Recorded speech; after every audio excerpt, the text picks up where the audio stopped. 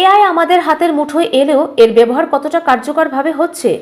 Open AI ও Harvard বিশ্ববিদ্যালয়ের যৌথ গবেষণায় জানা গেল, কোটি কোটি মানুষ চ্যাট জিপিটি ব্যবহার করলেও জটিল কোডিংয়ের কাজে এর ব্যবহার খুবই কম। গবেষকরা প্রায় 15 লক্ষ কথোপকথন বিশ্লেষণ করে দেখেছেন 49 ব্যবহারকারী চ্যাট জিপিটি ব্যবহার করেন প্রশ্ন, জিজ্ঞাসা বা পরামর্শ নেওয়ার জন্য। 40% মানুষ ইমেল লেখা, ডকুমেন্ট তৈরি বা সময়সূচি তৈরির মতো দৈনন্দিন কাজে ভরসা রাখেন এআই এর উপর, আর 11% ব্যবহারকারী একে নিছক আড্ডা বা ব্যক্তিগত ভাবনার সঙ্গী হিসেবে দেখেন।